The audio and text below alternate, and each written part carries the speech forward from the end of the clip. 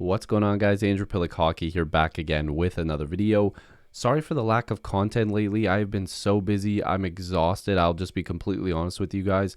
Just everything has just been so exhausting on YouTube, outside of YouTube. So I haven't had a chance to really update you guys on some of the latest Leaf stuff that's been going on and really give you guys my opinion. But I appreciate a lot, for a lot of you for sticking around and messaging me and sending tweets or whatever it was. But yeah, more videos are obviously coming. Definitely make sure to like this video and subscribe if you're new here. I'd love to have you guys here. Lots of Leafs content on here and lots more to come. I know there's a ton of people that watch these videos that aren't subscribed, so I'd greatly appreciate it. I'm also working on trying not to just be sitting here with a jersey in the background. I really want to make a better setup and everything like that.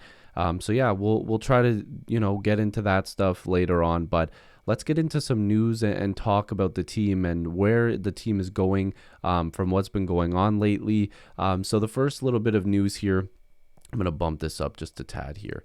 The Toronto Marlies obviously signed Josh Ho-Sang. So as we know, he was on a PTO with the Toronto Maple Leafs. He was on a professional tryout with the Toronto Maple Leafs. They released him from that just to sign him with the Toronto Marlies. Now, he's only 25, so they definitely have some time to work with him. We've seen them do this most recently with Galchenyuk. They were able to turn him around a little bit. Obviously, that turned into a contract with the Coyotes, which I'm very happy for him for, but I would have rather liked to see him compete for a roster spot on this Leafs team, because I'm pretty sure he probably would have continued to play with Tavares and Nylander because he looked really good. But anyways, Ho-Sang's a guy that I think they're going to try to work with, try to get his game back. As we've seen, his attitude has changed quite a bit. But he had 7 goals and 17 assists in 53 career NHL games, all with the Islanders, of course. In 178 career AHL games, Ho-Sang posted 30 goals and 93 assists with the Bridgeport Sound Tigers and San Antonio Rampage. So he's probably going to play pretty well with the Marlies. He's obviously a former first-round pick, 28th overall in the 2014 NHL draft. And as you can see down below, too, there's a bunch of names that show all of the graduates within the Toronto Marlies. Now, I really like the way Ho-Sang's been playing, and I was at the first preseason game that the Leafs had, and Ho-Sang was playing, and he looked really good out there. He was quick.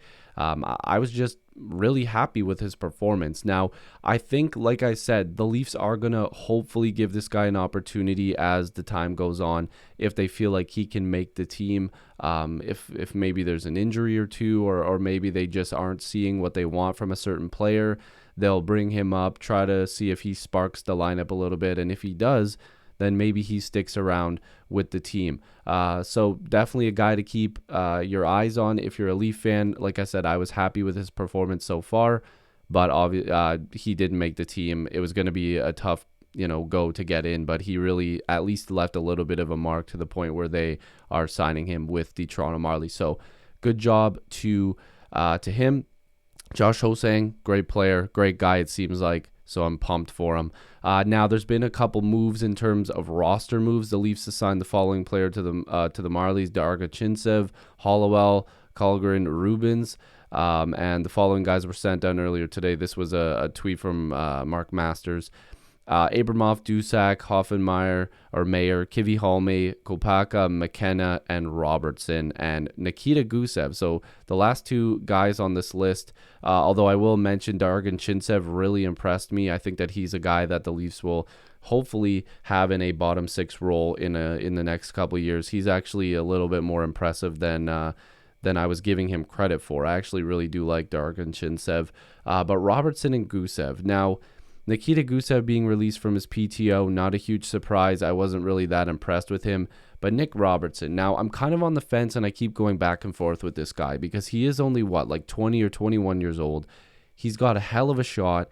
He's a great skater. I've watched him live multiple times. The guy has a hell of a shot in warm-up. I'm telling you guys, I've seen this guy taking shots, these one-timers, and just absolutely blasting them. Like, I thought the puck was going to go right through the net. Like, his shots are just cannons. Like my mom, my sister, and my friend just looked at me when I was talking about, because they didn't know what I was talking about. I went, oh my God, just looking on the ice. And they were like, what? Like, there's nothing going on. And I was like, watch this kid shoot the puck.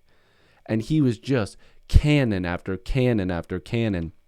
And I said in a tweet, I was like, I'm not sure what the Leafs are looking for from Robertson, because they're looking for guys that can finish in the bottom six. And I think that a lot of people would agree. Like, we've had Engvall, Mikheyev, Simmons is there for his toughness. Spezza is there because he's still a really good player. But, like, they've bounced around with guys in that bottom six that, like, they're not finishing. They're not scoring. And that's what the Leafs need. And I think Robertson, you have to give him an opportunity to play within that bottom six, or give him a shot on that second line left wing, which would have been a bit of a jump. But you have to give this guy 10 to 15 games to actually show, oh, he can stay here, or, oh, he needs more time in the AHL. Whereas now, I think the Leafs are hoping he really tears it up in the AHL and gets more experience. And then again, same thing as Ho-Sang. If there's an injury or something like that, he'll come up and maybe give the team a boost. Because you see that with a lot of contending teams. They'll bring up like a really good prospect, hoping that he'll be a free rental type guy where they can bring him up and he'll be like a trade deadline acquisition. And we've seen that done before with lots of players all over the NHL. I hope Robertson really does kill it in the AHL this year, because I want to see him on this Leafs team next year. And if it's not, then there's something going on, because I think he played well enough to at least get a look.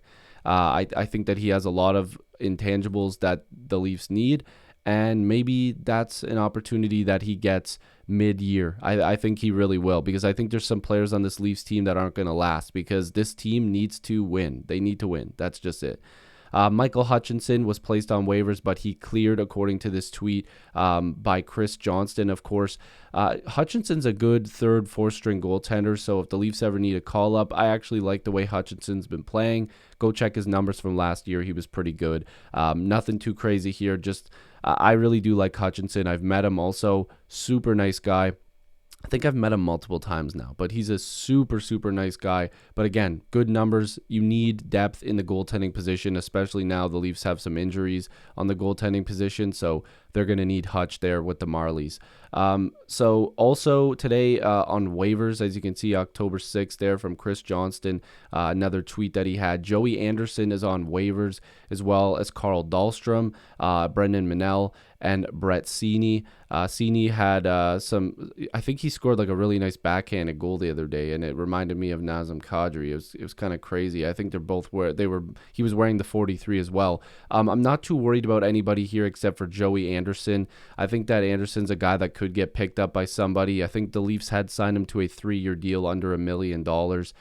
So again, this is a guy that they like to have as a call-up guy, maybe a guy to play depth for some depth in the bottom six. I'm not expecting a team to claim him, but it's a guy that some teams might take a flyer on. Maybe Brett Seney gets claimed. I don't know. He looked pretty decent as well, but the Leafs just don't have any room for these guys, so they got to go down. And when I say that, as you ignore this number here, there's a couple guys that I have still up here. Obviously, this number will go down as they're either, traded or sent down to the minors, put on LTIR, whatever. I haven't looked into the situation too much. I put guys where I figured the Leafs would like to have them. I would like to see Ritchie with Marner and Matthews, which it looks like that's going to happen. Marner and Ritchie had a little bit of a nice connection there for a couple goals. I'd like to see Michael Bunting with Tavares and Nylander. He looked really good in the game I went to, and in games that he's played in that I wasn't there just watching TV. I thought that Bunting has played really well. I think they're going to try to go with this Kerfoot, Kampf, Kasha line as like a defensive line for the third line, and possibly have Mikheyev, Spezza, and Simmons there. Now, Engvall, I'm not too sure on. I'm also really not too sure on Mikheyev, because he could also slide into that second line spot. I'd rather Bunting there, but again, that's on preference. Curtis Gabriel has been impressive on the physical side of things. I don't know if they're going to hold on to him, but regardless, via trade, waivers, or just being sent down to the minors, you're going to see two of these guys down here, probably Engvall and Gabriel, not make this roster. You might see one of them go down. Like, you could bury almost all of Engvall's contract. Same thing with Gabriel. His contract would be buried. Then on the blue line, it'll be Brody and Riley again with Muzzin and Hall. Now, we've also seen Liljegren play with Muzzin. I'm not too sure if he's going to be beating out Dermott for a spot and have Liljegren and Sandin. I've really liked the way that Timothy Liljegren has been playing, and I keep telling people, you got to watch out for this guy. I think he's fantastic. I think the Leafs might give him some games this year and see if he can just beat out guys for spots, because he's been developing with the Marlies. And there's a lot of people that I know don't watch Marlies games. If you can find highlights or in-depth analysis on Liljegren's play with the Marlies, he's played top minutes, he's played on the power play, he's killed penalties. He's just looked really good, in my opinion. And even in these preseason games, he's looked really good. So I don't know what's going to change with this roster, but as it's looking right now, this is like kind of a small outline. Of course, Mrazek and Campbell there, but I could easily see an Engvall trade or a them just being sent down, whatever. But this is what I would like to see the lines at to start. I wasn't sold on Gabriel making the team, but as a guy who can be scratched, maybe sub in for Simmons every once in a while, maybe give Kasha a night off, and then slide somebody else into that spot, the Leafs will have options.